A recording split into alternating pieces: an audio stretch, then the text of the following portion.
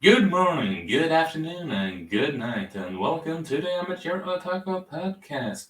I'm one of your hosts, Isak Wolff, and joining me, like always, when it comes to this coverage of Doron Dororon, it's my good friend and co-founder of the Amateur Otaku, Brendan Alvarado. How's it going, buddy? Yo, happy to be here to talk some awesome anime and awesome anime. Doron Dororon is. You mean awesome manga right now? I see it like a movie in my mind. That Bad that comment. why is that a bad comment? I see it like a movie in my mind. Is that Mhm.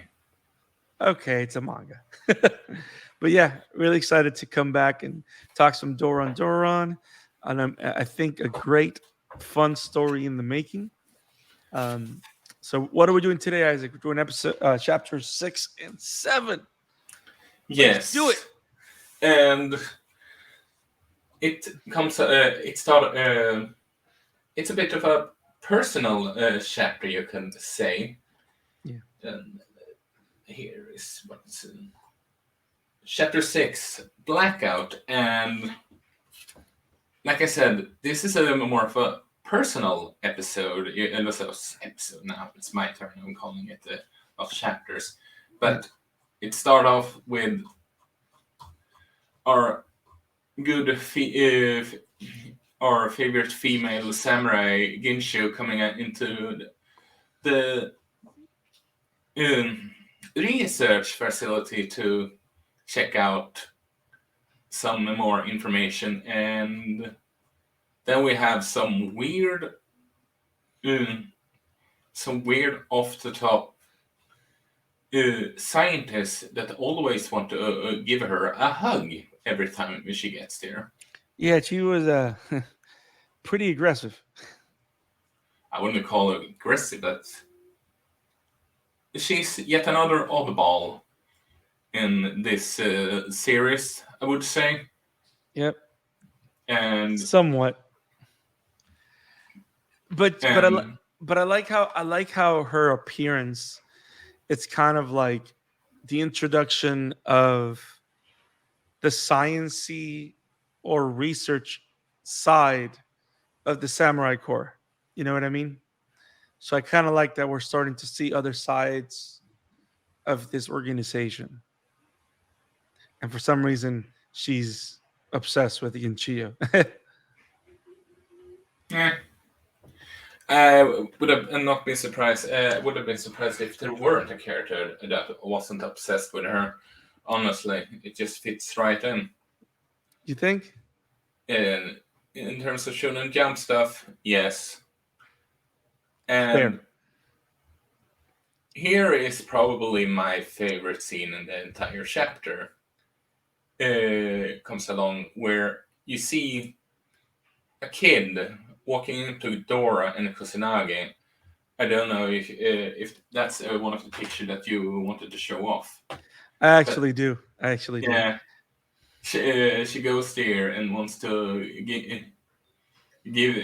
give them a drawing as a thank you gift, and you see their reaction, and just they don't really know what to say, and Kusanagi starts to crying because of all this.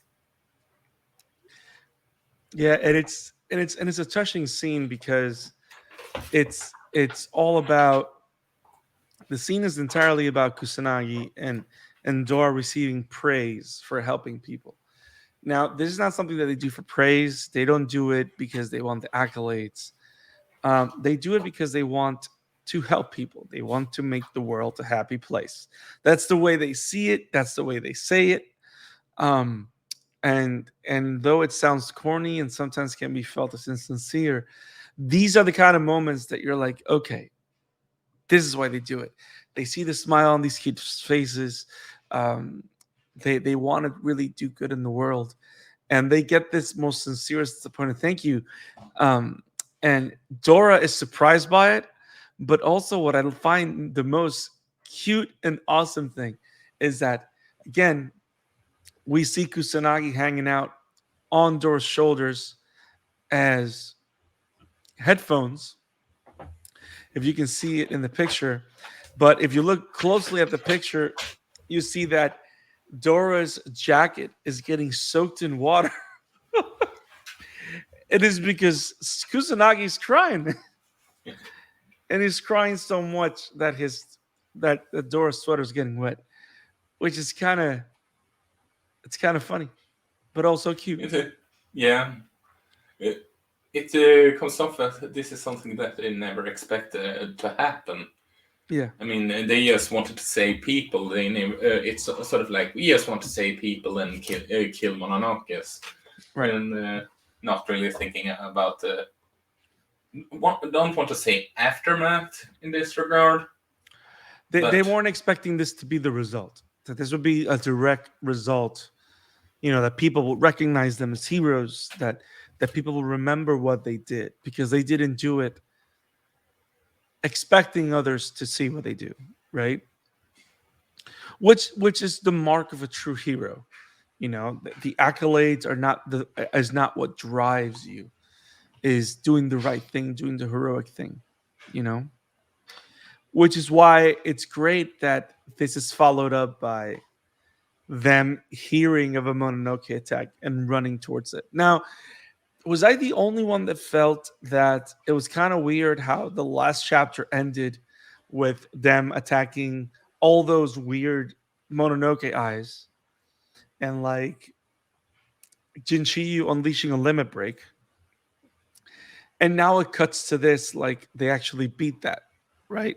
But we don't know the ending of the story. All we saw, so we're led to assume and believe that Jinchiyu did in fact beat those Mononoke with Dora's help. But she also grabbed a needle or something that was being researched there that apparently has paralysis abilities.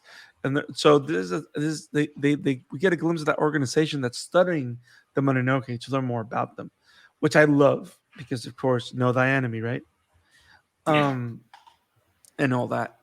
But as soon as Dora and Kusanagi hear about the Mononoke attack that's occurring, they go like, okay, hey girls, share this dorayasaki with everybody else. This story, like, take all my noodles and share with everybody. You guys have a dorayaki party. We need to handle this. And I don't know if you noticed, but we find a demon. Which surprisingly, it's Mickey Mouse. Okay, it's not Mickey Mouse, but it's a mouse. And this demon is carrying someone, but it's offering it as a sacrifice, which is very weird and very interesting.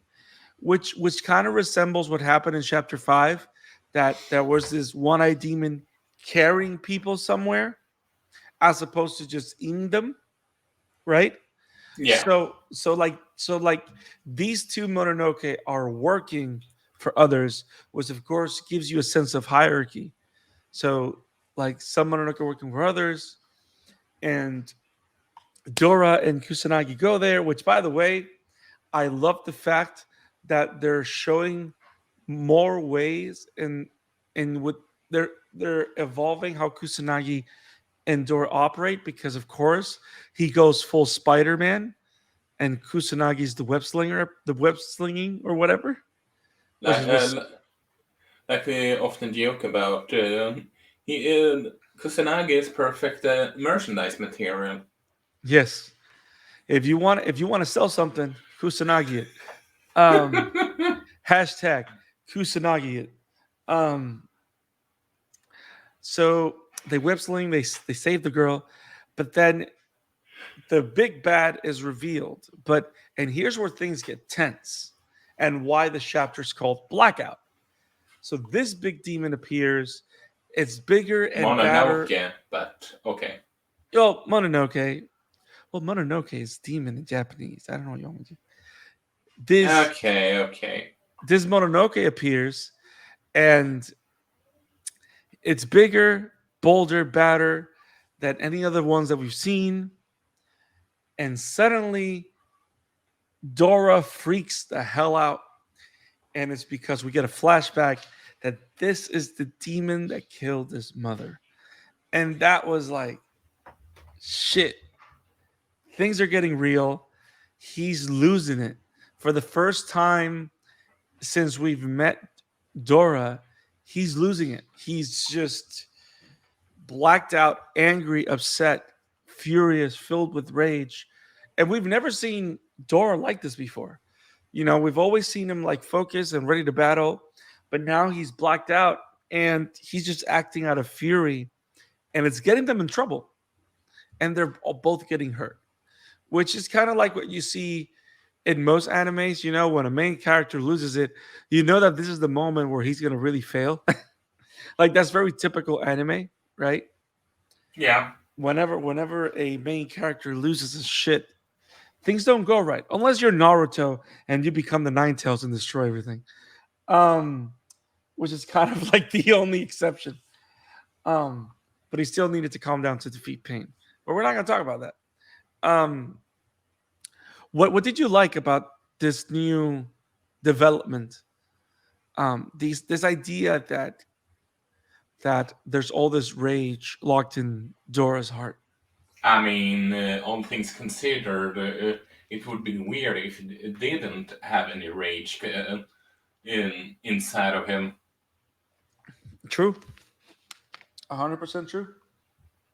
That's 100% true. You know, it would be weird that he didn't have all this rage and all this thing bottled up inside. And and I like how Kusanagi doesn't change though. You know how like Kusanagi, he's scared, but he's worried about Dora.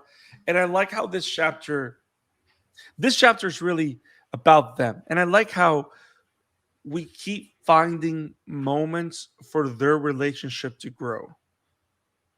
Does that make sense? Yeah. Like we don't just assume that because they have the same ideals, they're just going to work together and period. That's it. But I like the fact that we keep finding reasons for them to grow closer, for them to get together, and the idea that both of them are helping each other through trauma is I think nice.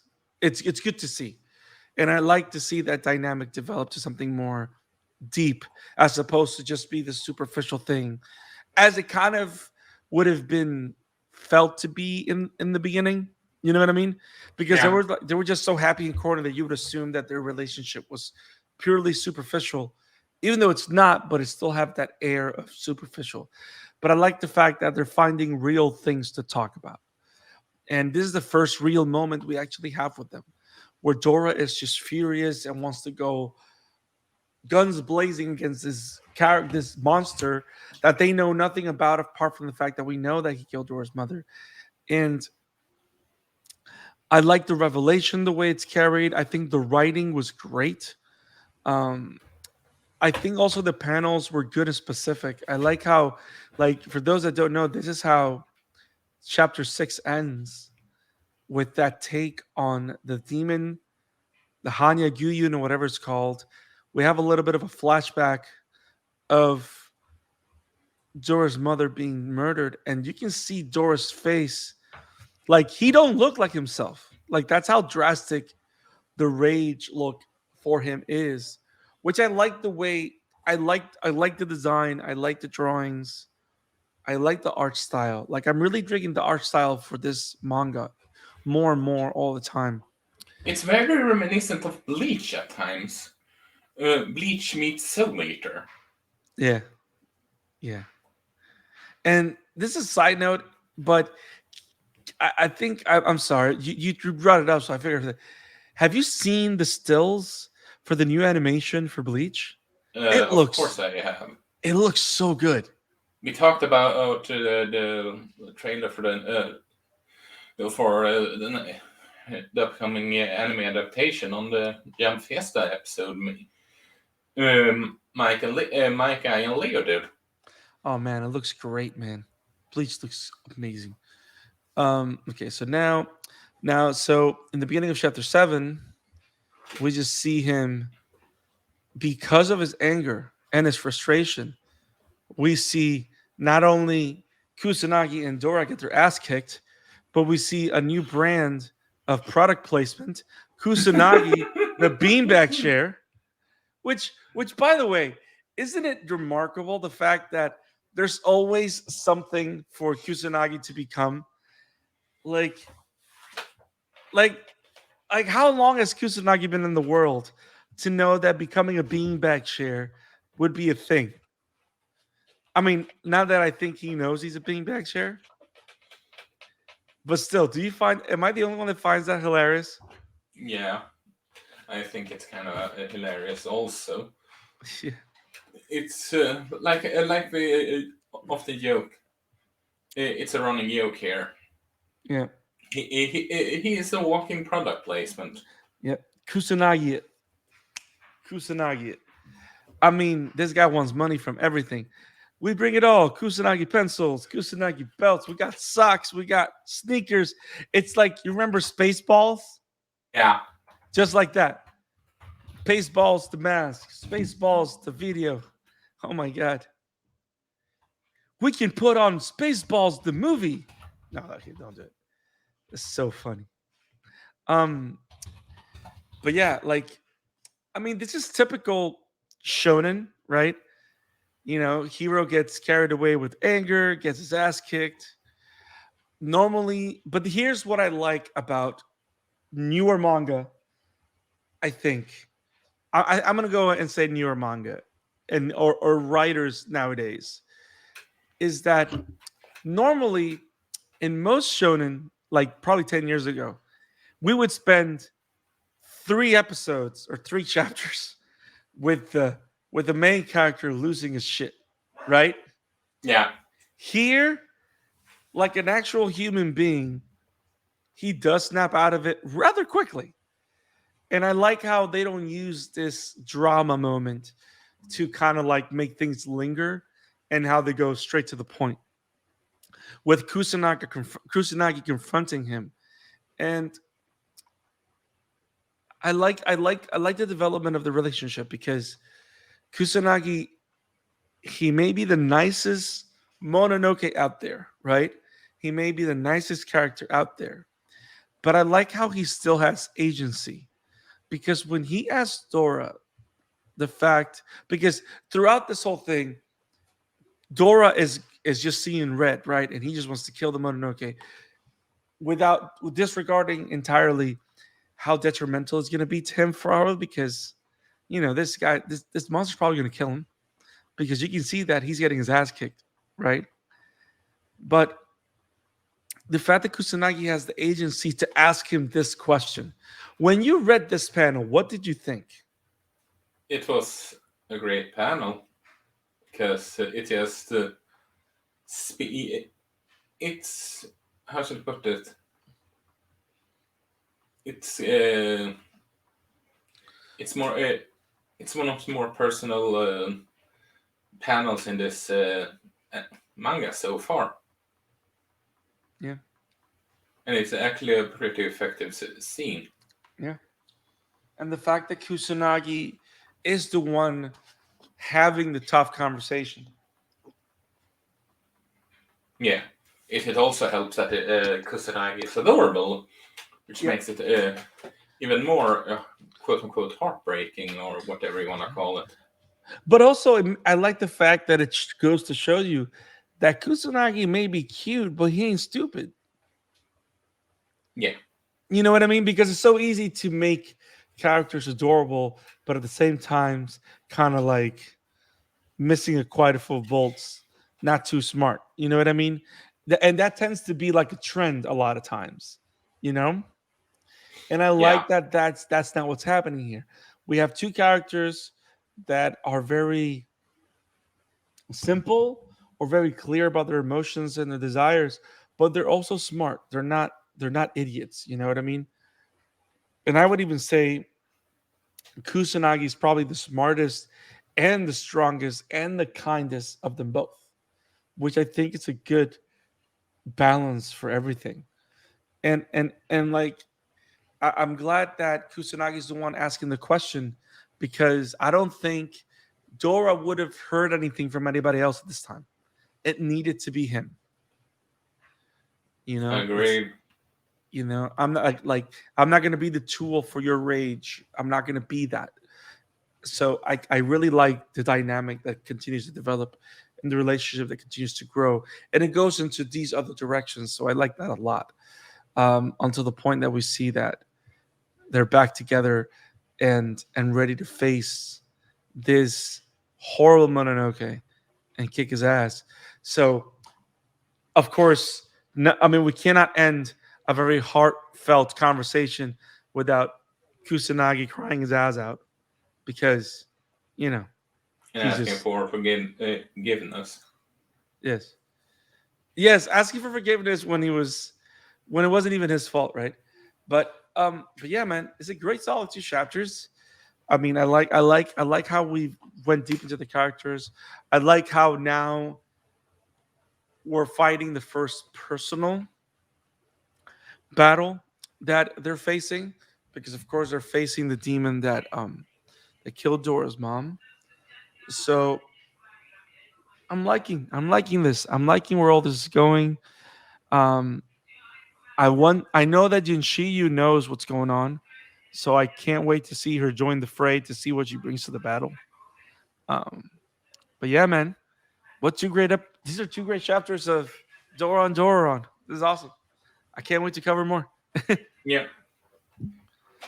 Yeah, but with that said, where can people find you, Brandon?